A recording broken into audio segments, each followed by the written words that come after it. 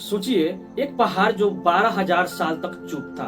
आखिरी बार जब वो फटा था तब इंसान शिकार करके खाना जुटाते थे। लेकिन 23 नवंबर 2025 की सुबह इथोपिया के अफार इलाके में मौजूद हेली गुफी ज्वालामुखी अचानक जाग गया। सुबह 8:30 बजे एक इतना जोरदार धमाका हुआ जैसे धरती के भीतर कोई दानव फट गया।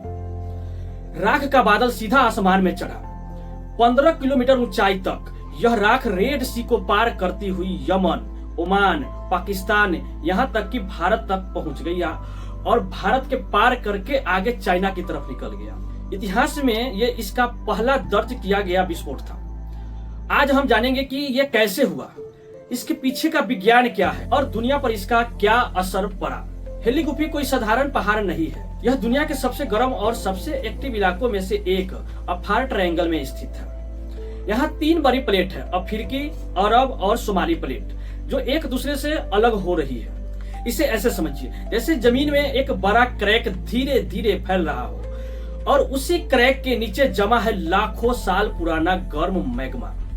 वैज्ञानिकों का मानना है कि यह ज्वालामुखी 12,000 साल से शांत था, लेकिन पिछले कुछ महीनों में भूकंप, प्लेट का हिलना और आपस में ऐरता अले ज्वालामुखी की हलचल ने इसे जगाना शुरू कर दिया था। 23 नवंबर की सुबह सब कुछ सामान्य था, लेकिन 8:30 बजे अचानक धरती फटी।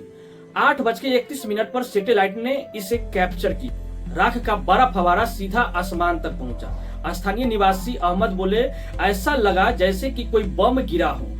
कुछ भी दिखाई नहीं दे रहा था। पहले तेज गैस, फिर चट्टाने और फिर भारी राख। राख की ऊंचाई 10 से 15 किलोमीटर ऊंचाई तक चला गया।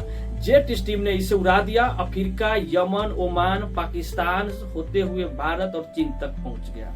अब कुछ दृश्य देखते हैं। एक कमर्शियल फ्लाइट से नीचे काले रंग का घूमता हुआ राख का बादल। फिर अंतरिक्ष से ISS ने यानी इंटरनेशनल स्पेस स्टेशन ने जो दृश्य दिखाया वो अद्भुत था। धरती पर एक विशाल सफेद धब्बा जैसे कोई बड़ा फूल अचानक खिल रहा।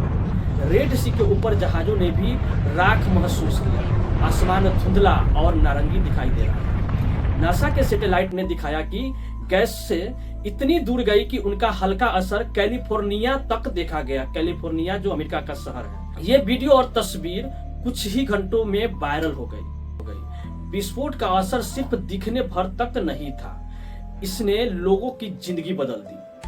अफार के गांव राख से पूरी तरह ढक गया। खेत बर्बाद, घास खत्म, जानवर भूख से परेशान। दूसरा असर हवाई यात्रा पर पड़ा। राख भारत और पाकिस्तान के आसमान तक पहुंचा। कई फ्लाइटें रद्द या डाइवर्ट करनी पड़ी।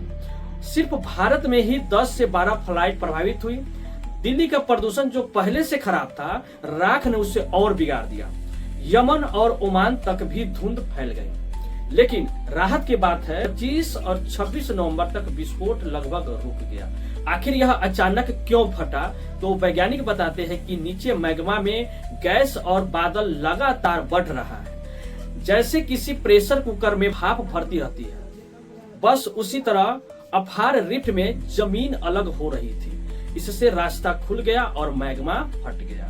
ये विस्फोट हमें याद दिलाता है कि धरती सिर्फ पत्थर नहीं है, यह एक जिंदा ग्रह है जो बदलता रहता है। हेली गुफी का यह जगना विज्ञान के लिए भी बड़ा सबक है कि हजारों साल शांत रहने वाली चीज भी कभी भी सक्रिय हो सकती है।